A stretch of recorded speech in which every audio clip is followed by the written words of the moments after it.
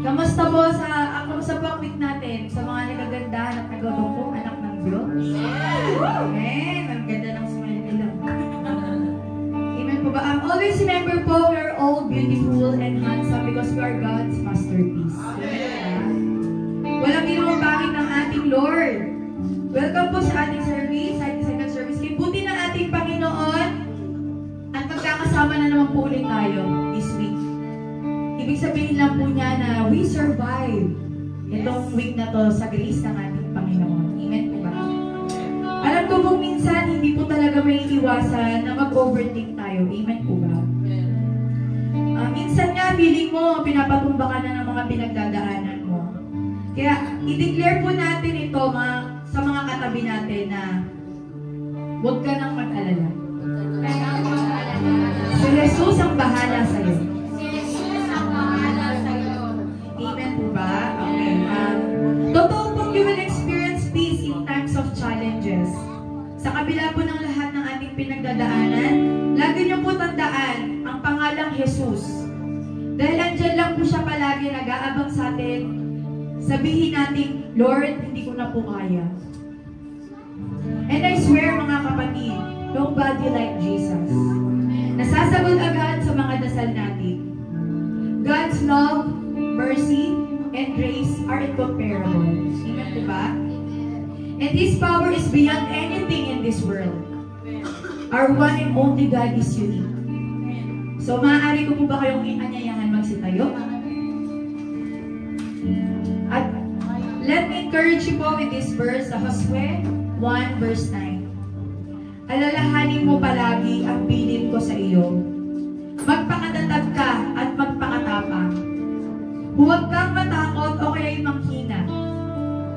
Dahil ako ang iyong Panginoong Diyos ay sa iyo saan ka man magpunta. Napakaganda po talaga ng mga pangako ng Panginoon. Amen po ba?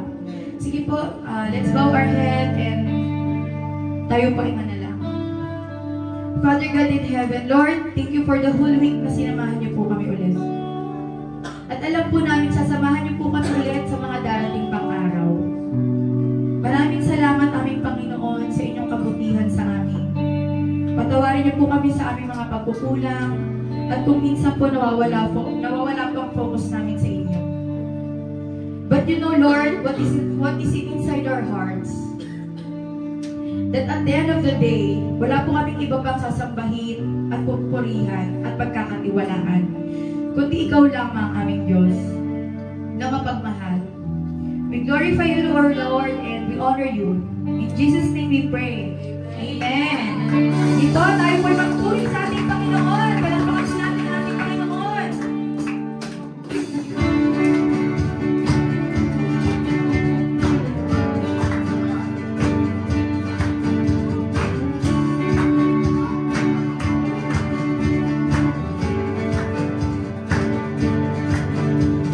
Yahweh, Yahweh, voice of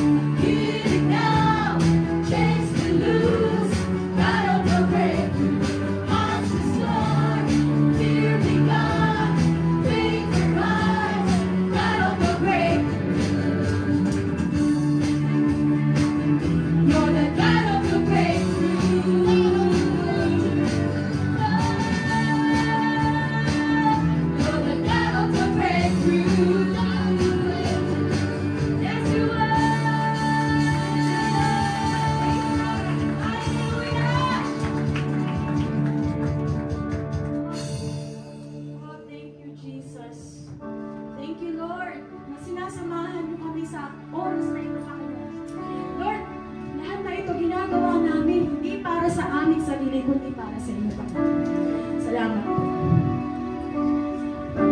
Alam ko po, sa araw-araw nating buhay, napakadami natin talagang challenges, no? Trials, problema na kinahaharap. Napakaraming temptations na maaaring mag-test ng ating faith. Nakakagawa tayo ng mga bagay na hindi kalugod-lugod sa paningin ng ating Diyos. But let's remember His words.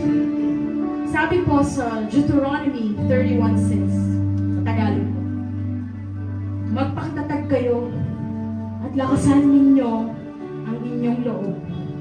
Huwag kayong matakot sa kanila sapagkat sasamahan kayo ni Yahweh na inyong Diyos. Hindi na kayo iiwan. Amen? Ito pa po sa unang Pedro, Kapitulo 2, versikulo 24. Sa kanyang pagkamatay sa krus, pinasan niya ang ating mga kasalanan.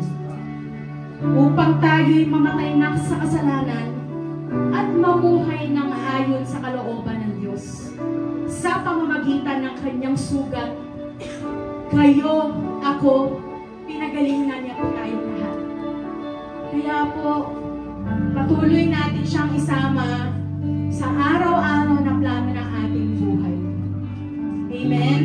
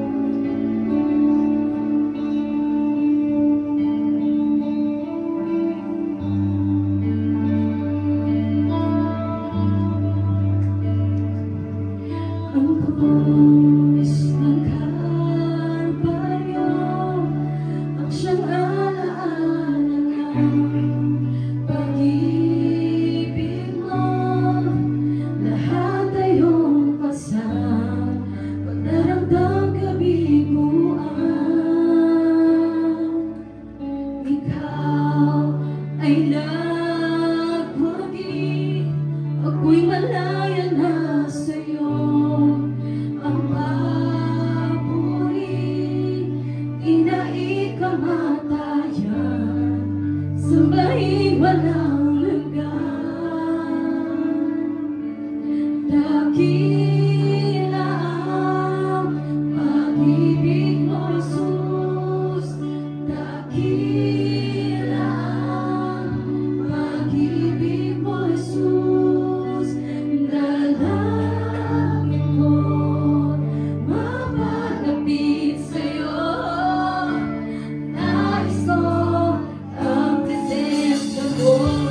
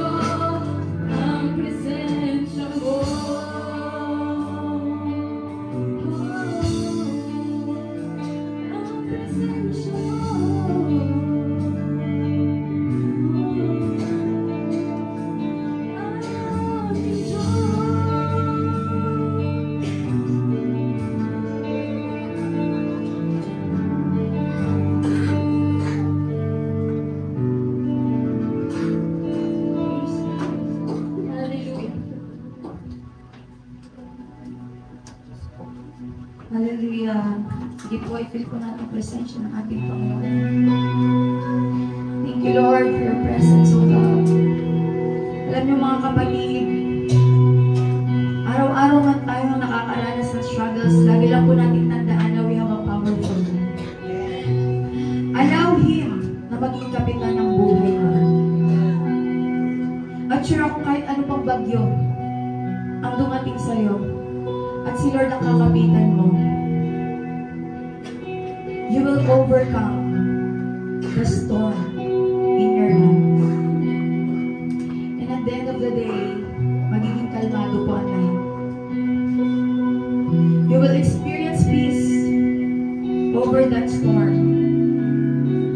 I will assure you na makapagtagumpayan niyo po yan. Kailangan lang po natin i-surrender lahat ng kabigatan na ating nararanasan.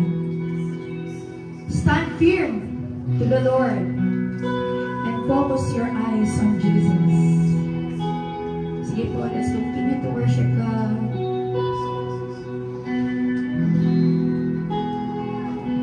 May pagbabago, may bagong layunin, ibang landasin ang tatahakin, hindi babalik at tanging naisip ay ang sandatang Jesus, mamuna ka. Kaya ngayon puso'y babangon at mananalig ako sa sinabi mo. Jesus, hawak mo aking buhay, tinatawag mo ako, tatahakin ang higit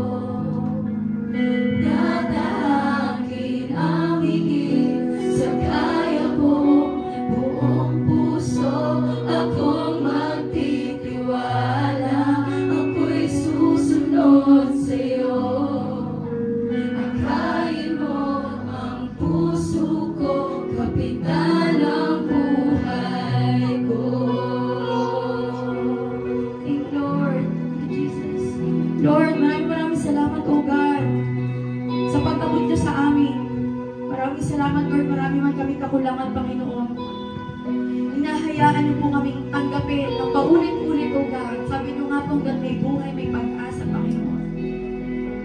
Kayo po maging kapitan ng aming buhay, O God. At abutin niyo po ng inyong presensya, pagpapala ang bawat na isa na nandito, Panginoon. Ganun din po, Lord, gamitin niyo pong mouthpiece ang aming ating pastor.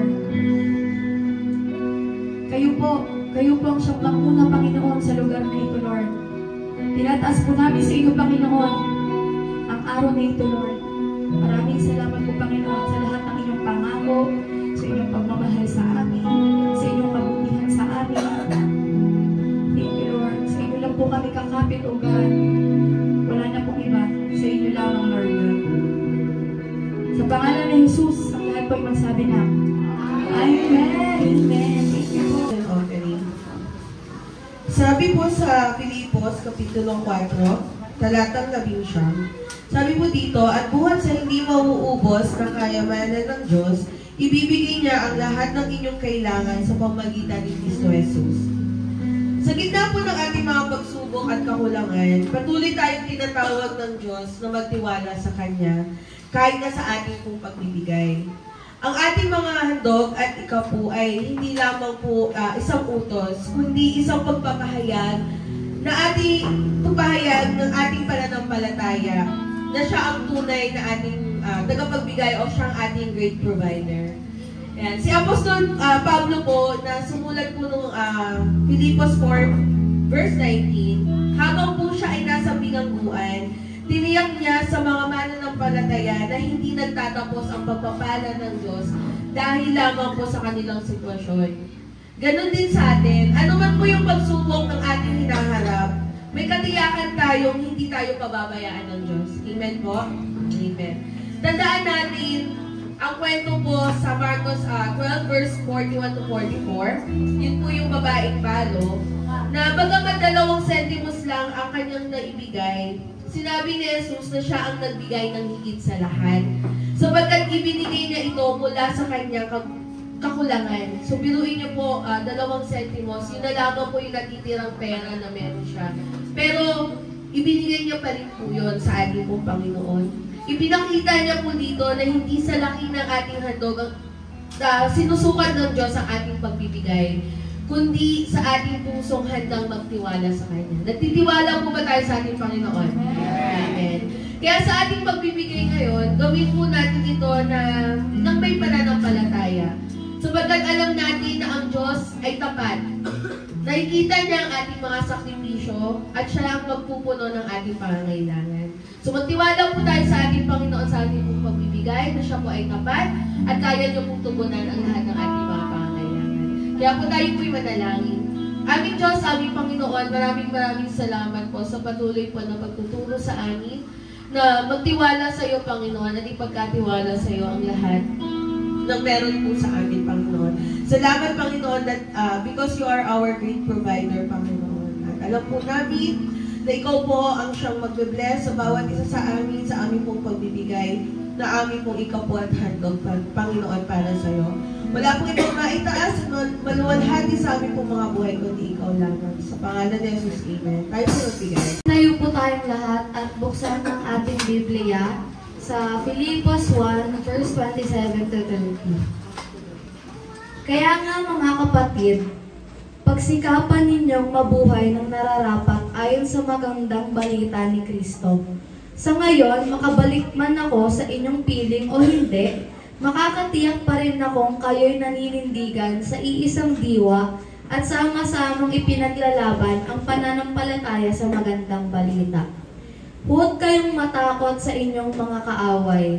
Magpakatatag kayo sapagkat ito mismo ang palatandaan na sila ay mapapahamak at kayo'y ililigtas ng Diyos. Dahil ipinagkaloob niya sa inyo, hindi lamang ang manalig sa Kanya, kundi ang magtiis din naman alang-alang kay Kristo. Ngayon, kasama ko na kayo sa pakikipaglabang nakita ninyong ginawa ko na noon, at nababalitaan ninyong ginagawa ko pa rin hanggang ngayon. Maaari na po kayong umupo.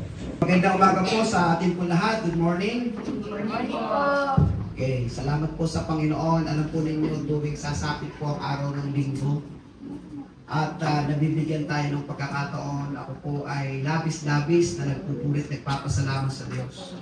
Kaya palaya po yung bansa natin. Amen?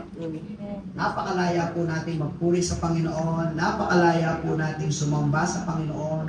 Napakalaya po natin magbasa ng Biblia. At wala po kahit anumang hadlang para mapigil tayo sa mga gawain na kalulugod po sa ating Panginoon. Nalala ko po yung unang-unang team po natin ay Start Right with God.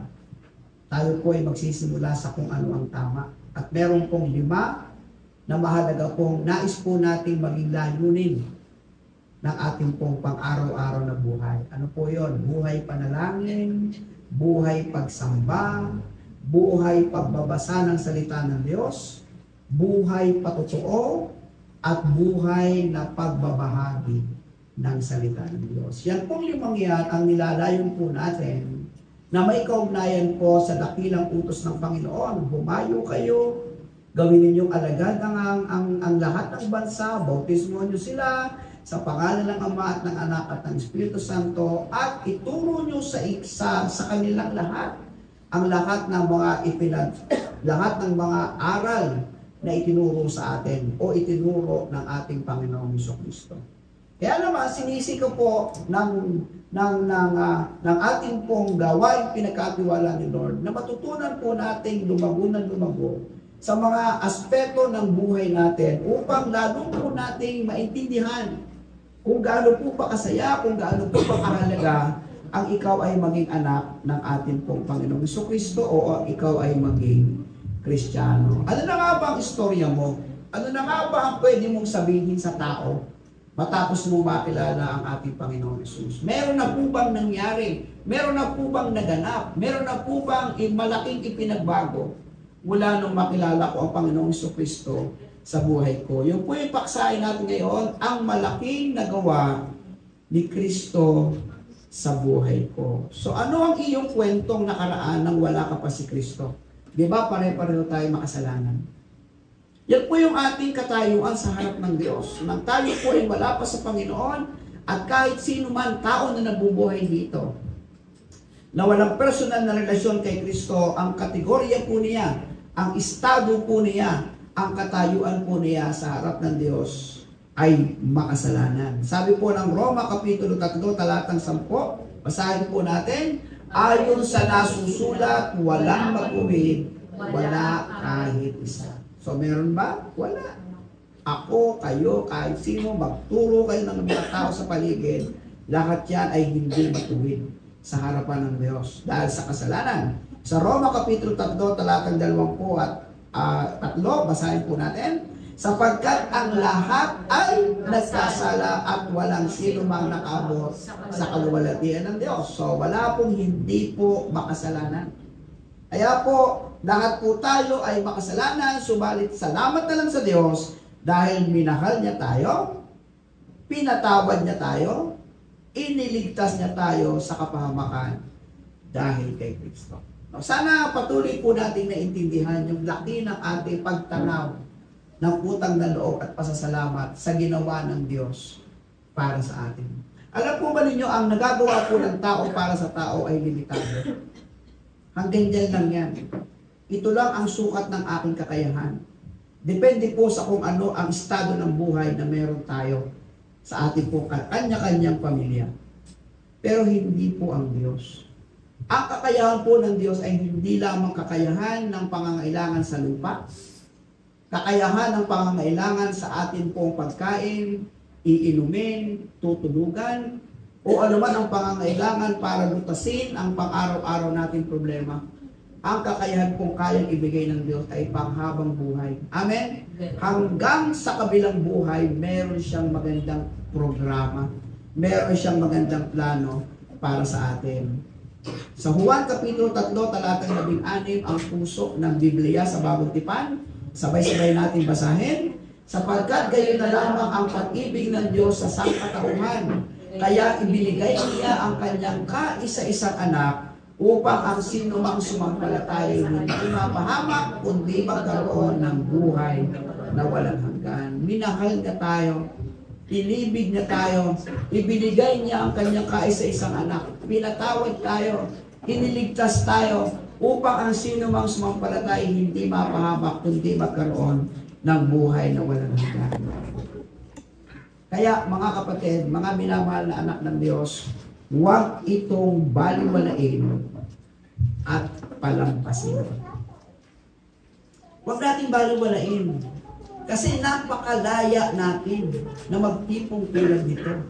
Hindi po tayo tulad ng ibang bansa, ng ibang lugar, na kung saan bawal ang magtipong tulad nito. Bawal ang marinig kang sumasamba sa Diyos. Bawal ang marinig kang nananalangin. Bawal ang nakikita kang ikaw ay nagbabasa ng banal na kasulatan. Bawal. Pero hindi sa ating lugar. Amen po ba? Ito po yung lugar na kung saan hindi natin dapat baliwalain, hindi natin dapat palampasin yung mabuting ginawa ng Diyos sa ating buhay. Kaya nga sabi ni Pablo sa 2 Korinto, Kapitulo 6, talatang 1 hanggang 2, ano po sabi? Yamang kami magkakasama sa gawain ng Diyos. Nakikiusap kami sa inyo na huwag ninyong sayangin ang kagandahang loob na ibinibigay sa inyo ng Diyos. Ano niyo po yung sinasabi ng banal na kasulatan? Huwag ninyong sayangin ang kagandahang loob ng Diyos na ibinibigay sa inyo. Sabi ng talatang Diyos, sapagkat sinasabi niya, sa kaukulang panahon ay pinakinggan kita, sa araw ng pagliligtas sinakluluhan kita, ngayon na ang kaukulang panahon. Ito na ang araw ng pagliligtas. Kaya pasalamatan po natin ang Diyos kasi noong panahon mo na, sa kanya-kanyang panahon natin, hindi ka tumanggi. Amen? Hindi mo pinalampas yung pagkakataon na nagpakilala sa iyo ang Diyos at kinilala mo naman ang Diyos sa iyong buhay. O, ngayong ikaw ay na kay Kristo na, ano ang malaking nagawa ni Kristo ngayon sa buhay mo nung wala ka pa kay Kristo? Kaya may dalawang katanungan, masaya ba ang na kay Kristo? Yes. Masaya ba ang buhay Kristiyano? Amen. Salamat sa Panginoon kung ito po ang talagang nasa puso nyo, ang kagalakan ng Diyos ay patuloy na iparanas po sa atin. Kaya ano po ang mensahe po sa atin ngayon po umagang ito? Ang una po, magpahayag ka ng iyong sariling patotoo o istorya. Magpahayag ka ng iyong sariling patotoo o istorya. Iba-iba po ang kwento ng buhay, no? Meron po nagpatotoo na narinig ko, isa pong manggagawa, bago siya naging pastor, ang kwento ng kanyang buhay ay masalimuot. Nalulod sa masamang bisyo, napalayo at naging lapastangan sa magulang, pero nung makatagpo ang Diyos, ang laki ng ipinagbago ngayon, isa na siyang mangangaral. Kamakailan na, nagkaroon ng pagtitipon ang napakaraming mga tao doon sa lugar po ng City Hall. Meron po naging speaker doon, isa po siyang pastora. Ang kanya pong background ay napakamasalimuot din, no? Hindi siya nakasumpong ng pagkalinga ng kanyang magulang. Dinala ang kanyang sarili sa masasamang bisyo, naging biktima po ng panggagahasa, no? At nagkaroon ng puot at galit sa puso. Iisa ang kwento ng makilalang Panginoon, pinatawad po yung nagkasala sa kanya, nagbalik sa Panginoon, ngayong ginagamit na siya ng Panginoon. Yun ang kanilang kwento. Pero ikaw, ano ang iyong kwento? Mula nung makilala mo ang Panginoon. Marami na kaya ko pwedeng sabihin sa buhay mo noon, sa buhay mo ngayon, at sa buhay na hinaharap. Sabi po na aklat ng Pilipos, Kapitulo 1, talatang 12 hanggang 19, sabay-sabay po natin basahin. Mga kapatid, nais kong malaman ninyo na ang mga nangyari sa akin ay nakatulong ng malaki sa ikalalaganap ng magandang balita. Dalaman ng Mga bantay palasyo at ng iba pang narito na ako'y nabilanggo dahil sa pagsunod kay Kristo. At ang karamihan sa mga kapatid ay lalong tumibay sa kanilang pananalig sa Panginoon dahil sa aking pagkabilanggo. Hindi lamang iyon, lalo pang lumakas ang kanilang loob na ipangaral ang salita ng Diyos. Totoo nga na may ilang nangangaral tungkol kay Kristo dahil sa pagkaingit at pagkahilig sa pakikipagtalo. Ngunit mayroon din nangangaral ng may tapat na hangarin. Si Kristo ay pinapangaral nila dahil sa tunay na pagmamahal, sapagkat alam nilang ako'y hinirang upang ipagtanggol ang magandang balita. Ngunit ang iba ay nangaral na hindi tapat sa kalooban, kundi dahil sa udyok ng masamang hangarin, sapagkat ang hangad nilang dagdagan pa ang paghihirap ko sa aking pagkakabilanggo. Ngunit walang anuman sa akin ang lahat ng iyon. Nagdadala ko na si Kristo ay naipapangaral, maging tapat mo o hindi, ang hangarin ng mga nangangaral. Ang isa ko pa'y kinagagala ay ang pag-asang ako'y makakalaya sa pamamagitan ng inyong mga panalangin at sa tulong ng Espiritu ni Jesucristo. Ito yung kanyang patotoo. Ang kanyang patotoo, wala siyang pinanghihinayangan nang makilala niya si Kristo. Ang kanyang patotoo, nagiging kalakasan yung pagkilala ko kay Kristo sa marami. Ang kanyang patotoo, ipinagmamalaki niya na may pahayag ang mabuting balita sa anumang paraan. So ang tanong po natin, kaya mo bang ikwento si Kristo ng buong pagmamalaki at hindi ipinahihiya? Di ba si Apostol Pablo ay napakamakasalanan ayon sa kanyang kwento? Hindi ba si Apostol Pablo isang araw sa daang Damascus nakilala niya ang Panginoon? Hindi ba si Apostol Pablo na bago ang lahat 180 degrees ang kanyang pagsunod sa Panginoon? At pagkatapos sinundan niya ang Panginoon at ang lahat ng kanyang buhay ay napagbago dahil sa pagsunod sa Panginoon. Pero hindi ba dahil sa pagsunod niya sa Panginoon siya po ay nabilanggo? Hindi ba dahil sa pagsunod sa Panginoon nakaranas siya ng pambubugbog sa bilangguan, sakit ng katawan? Pero sa kabila noon, yung kanyang naging magandang patotoo sa pagsunod kay Kristo ay lalo pang nakilala, lalo pang lumaganap, pambihira ang taong ito. Nakulong na doon sa Kristong sinasabi, sunod pa rin ang sunod sa Kristo na kanyang ipinangangaral. Kamangha-mangha ang nangyari sa kanyang buhay kasi meron siyang patotoo. Kaya mga minamahal kong anak sa pananampalataya, magkwento po kayo, magpahayag po kayo ng inyo-inyong mga sariling patotoo na magtataas sa pangalan po ng ating pong Panginoong Jesucristo. Kaya sabi ng Apostol Pablo, dahil si Kristo ang ipinangangaral ko, dahil siya ang gusto kong marinig ng mga tao, sa anumang paraan, ikinagagalak ito ng aking puso. Dahil isang araw, ang pangalan ng Jesucristo, pag tumama sa puso ng bawat isa, pinapansin ba niya, hindi ba niya pinapansin, nangangaral ba siya ng totoo, hindi siya nangangaral ng totoo, dahil ang salita ng Diyos ay makapangyarihan. Pwede siyang tumama sa puso ng taong nagbibirot, pwede siyang tumama sa puso ng taong lasing, pwede siyang tumama sa puso ng taong hindi pinapansin ang salita ng Diyos. At katulad ni Apostol Pablo, sabi niya sa kanyang patotoo, katulad ko, laman ng aking puso ay puro karumihan, puro kasamaan, pero aakalain mo ba na pagdating ng araw, makikilala kita, Kristo, Jesus na aking inuusig. Di ba pare-pareho tayong ganyan? Pare-pareho tayo nakikipaglaban, dito na ako mamamatay sa kung ano ang aking kinamulatan. Di ba pare-pareho tayo nagkwekwento na yung mga born again na yan, eh puro mga parang hindi mo alam kung anong direksyon. Di ba tayo yung nakikipagtawanan pa? Di ba tayo yung hindi naniniwala sa pagbabasa ng Biblia? Pero ano na ang kwento natin ngayon? Kasama na tayong nagtataas ng kamay.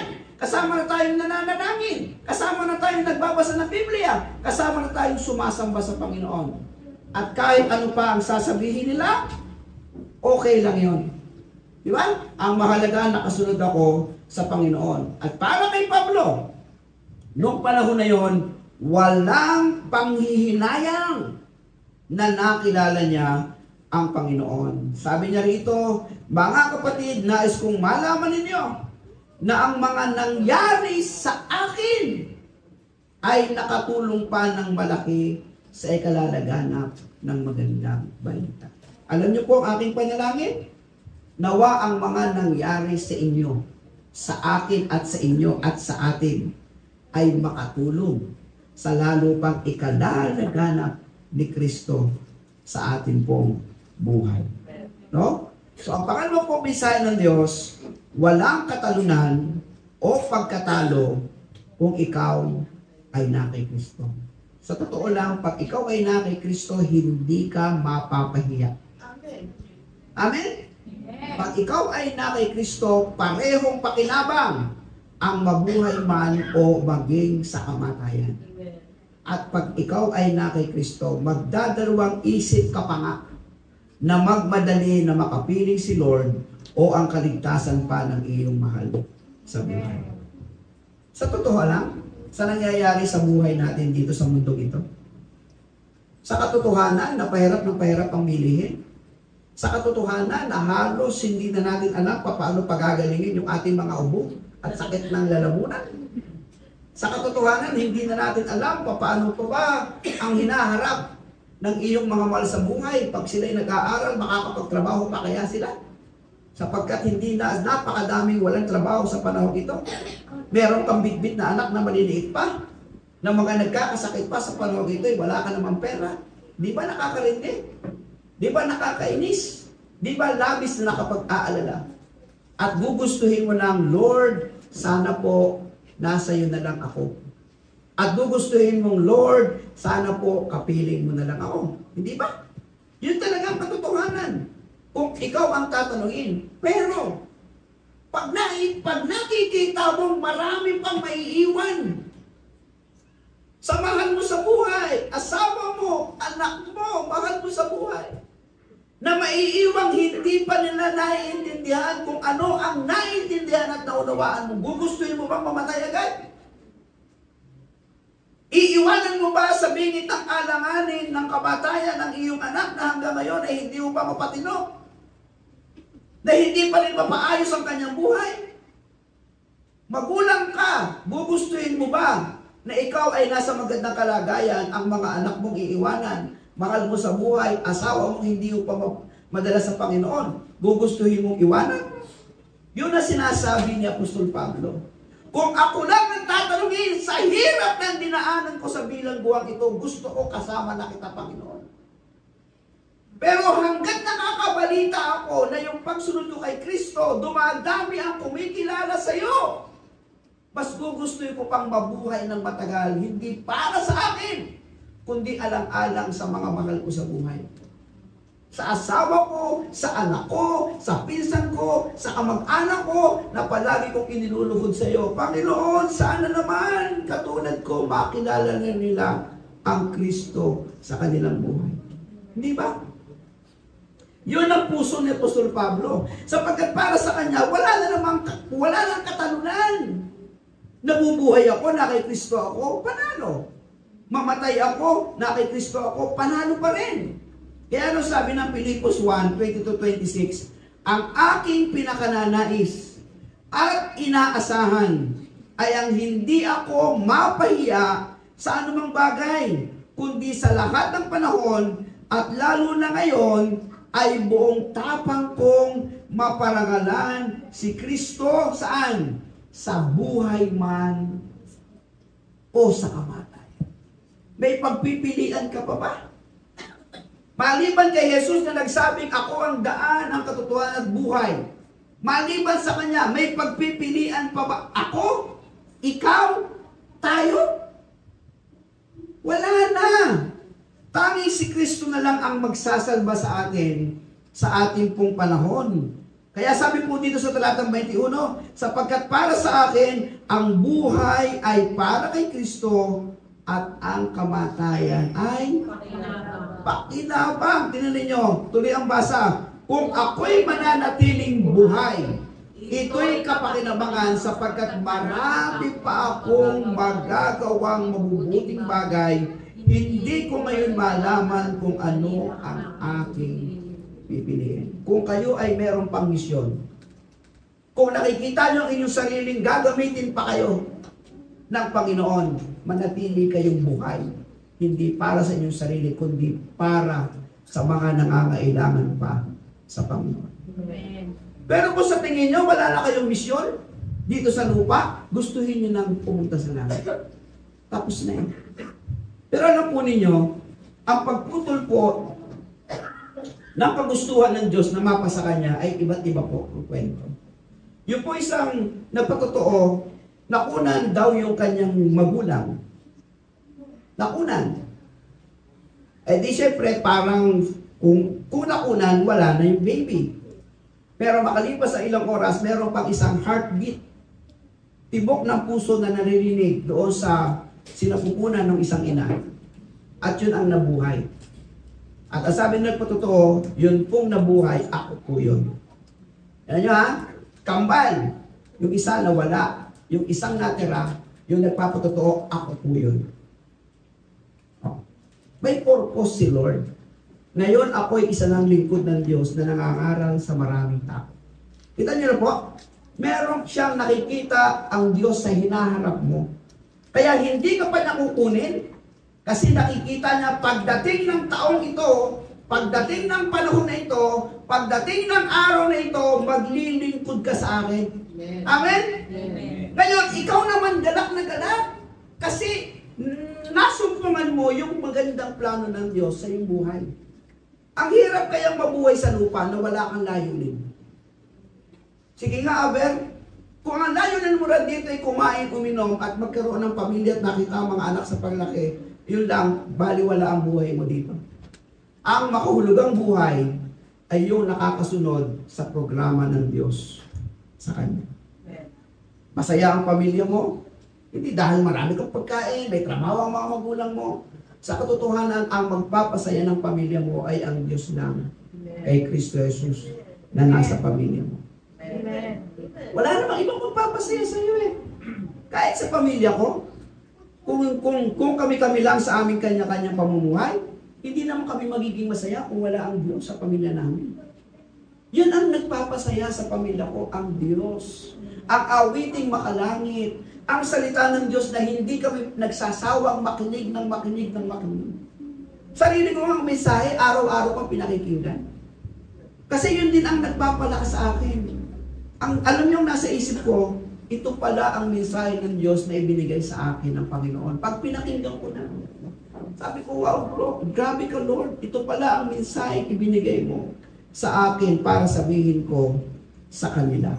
Kaya araw-araw, walang sawa ako nakikinig sa Yada Worship. Walang sawa ako nakikinig sa mensahe ibinigay sa akin ng Diyos. Araw-araw yan, walang patid. Walang patid. Mga kapatid, kaya sabi dito, samantalahin ang mga panahong nabubuhay patay. Ano po ba talagang layunin? Bakit gusto niyo pang mabuhay dito sa lupa? Yun lang ang malaking katanungan. Pangatlo po, sa panahon ng ating pamumuhay, magpakatatag at mamuhay tayo bilang tagasunod ni Kristo. Sa anong paraan? Una, maging karapat-dapat ka sa mabuting balita. Kay Kristo, manindigan ka sa pananampalataya sa mabuting balita. Kay Kristo, maging mapagtiis ka sa mga sakripisyo sa mabuting balita. Kay Kristo. Pilipos Kapitulo 1, talatang 27 hanggang 30, basahin po natin. Kaya mga kapatid, pagsikapan ninyong mamuhay ng nararapat ayon sa magandang balita ni Kristo. Sa gayon, makabalik man ako sa inyong piling o hindi, makatitiyak pa rin akong may naninindigan sa isang diwa at sa masamang ipaglalaban ang pananampalataya sa magandang balita. Huwag kayong matakot sa inyong mga kaaway. Magpakatatag kayo sapagkat ito mismo ang palatandaan na sila ay mapapahamak at kayo'y ililigtas ng Diyos. Dahil ipinaglalaban niya sa inyo, dahil ipinagkaloob niya sa inyo, hindi lamang ang manalig sa Kanya, kundi ang magtiis din naman alang-alang kay Kristo. Ngayon, kasama ko na kayo sa pakikipaglabang nakita ninyong ginawa ko noon at nababalitaan ninyong ginagawa ko pa rin hanggang ngayon. You know, sabi ng banal na kasulatan, ang masamay lalong magpapakasama. Kanina napapag-usapan lang namin ng iba nating kapatid sa Panginoon kung gaano kahalaga ang buhay ng mga kabataan sa panahon pong ito. Alam niyo po ba, ang puso ko, lumaki ang inyong mga anak. ang mga kabataan ngayon, lumaki sila sa tamang aral at pagsunod sa Diyos. Amen. Kasi pag nabigo po tayo sa kanila, ano ang susunod na henerasyong ibubunga ng kanilang pagsuway? Ano ang magiging kahihinatnan ng susunod na henerasyon sa hindi nila pagkilala sa Panginoon? Kaya sagipin po natin sila, agapan po natin sila. Kung kinakailangan, ipagtulakan. Sabi ng isang kapatid dati sa Panginoon, Pastor, sila na mismo ang nagigisingan sa isa't isa para sumimba. Nakakataba ng puso. Diba? Pero kung hanggang ngayon, ang inyong mga anak, pinipilit pa, magsimba kayo, magsimba kayo. Malungkot yan na balita. Pero pag dumating sa punto ng buhay nyo, na ang inyong mga anak ay nasusumpungan ninyong kusang nagbibihis, kusang naliligo na, sapagkat araw na ng pagsamba, pagpasalamat kayo sa Diyos. Kasi may magandang direksyon ang inyong mga anak. Kapag ang inyong mga anak ay nakita nyo, nagbabasa na ng Biblia, nananalangin sa pagkain, nananalangin bago matulog, nawiwiling makinig ng mga Kristiyanong awitin, ikagalak na ng inyong puso, umaalis na may pag-alang, bumabalik ng maayos mula sa eskwela, ikagalak na ng inyong puso. Piling-pili ang mga kaibigan, hindi bumabarkada, walang misyo, lumalaki sila, bumilang kayo ng 5 taon, hanggang sila ay magkaasawa. Makakaasa kayong ang susunod na henerasyon ay magiging mabuti pa rin. Amen. Pero pag ang inyong mga anak sa panahon ito, kayong mga kabataang minamahal namin, subukan lang ninyong ilayo niyong buhay sa Panginoon. Tanong ko sa inyo, anong henerasyon, anong patotoo, ano ang kahihinatnan ng pamilya ibibigay ninyo sa susunod na henerasyon? Pasilinin nyo ang mga batang, katulad ng aking mga apo, kaliliit pa niya mga yan. Pero ano ang kinamumulatan nila sa panahon ito? Kung kayong mga kuya, kung kayong mga ate, ay hindi magiging magandang ehemplo. At tayo namang mga magulang, ay hindi magpupursigi na maglalapit sa Panginoon upang mahatak natin ang ating pamilya sa kanila. Alam niyo po ba ang magpapatuloy na kasamaan sa mundong ito? Kapag ang mga henerasyong sumusunod ay hindi na nakalinya at hindi na gumagabay sa tamang patnubay. Kaya ikaw at ako, tayong lahat, ano na ang nagawa ni Kristo sa buhay? Kung meron na, ipagpatotoo. Amen. Kung meron na, nawa maging dahilan yan para marami pa ang makakilala sa Panginoon. Kukunti pa lang tayo. Hindi pa tayo ganong karamihan. Hirap na akong alagaan kayo. Kasi hindi ko kayo ma-perfect. Alam niyo yun? Hindi ko kayo makumpleto. Laging merong wala paglinggo. Nakuha niyo? Hindi ko kayo ma-perfect. Sa online prayer meeting natin, hindi ko kayo ma-perfect. Merong da-attend, merong talagang hindi. Pagkakataon na sana. Kayo pa lang. Kaya sabi ko, Lord, magdadagdag pa ba ako? Magdadagdag pa ba kayo? Dadagdagan niyo pa ba kami? Eh sila pa lamang eh. Paglaki pa lang ng inyong mga anak, 5 taon mula ngayon. Ang dami-dami nyo na. Pero bawat isa sa inyo, gusto kong makitang sana at hari nawa nagkakaroon ng maturidad sa pagsunod sa Panginoon. Huwag niyo akong bibigyan ng damdamin, mga kabataan, na kayo ay mag-aasawa na hindi tama. Ikalulungkot ko pong malaki yan. Huwag niyo akong bibigyan ng istorya na kaya kayo ay hindi na sumisimba dahil kayo ay nabuntis na hindi pa kayo kasal. Ikalulungkot ko pong malaki yan. Dahil kailanman hindi yan ang pinapangarap ko sa inyo. Ang pangarap ko sa inyo, lumagay kayo sa tama. Amen. Gawin ninyo kung ano ang plano ng Diyos, maawa kayo sa mga susunod na henerasyon. Amen. Kaya kinakailangan tayo po ng mga mananampalataya at maliit na iglesyang muling pinagkatiwala sa atin ng Diyos ay maging dahilan para makilala natin ang ating Panginoon. Amen. Awitin po natin yung muling inawit niyo, yung hawak tayo ng ating Diyos. Isang napakagandang awit na nagbigay sa akin ng pintig sa aking puso para lalo po natin ay ayos ang ating pamumuhay. Lalo po itong nasa praise and worship team natin, bantayan po natin sa panalangin. Sila po yung madalas ginagawa ni Satanas ng paraan para alisin sa paglilingkod, dalhin sa pagkakasala, huwag nawang mapangyari sa ating panahon. Mga kabataan, mga minamahal kong mga bata, palakihin po natin sila na kung saan ang Diyos ay narito para sa atin. Ulitin po natin yung pinakahuling awit. Yan, Kapitan ng buhay ko. Walang ibang pwede mapagbago, walang ibang pag-asa, kagalingan sa lahat ng problema natin, kundi ang Panginoong Yesus na siya pwede lang natin kapitan sa anumang oras at sa lahat ng panahon.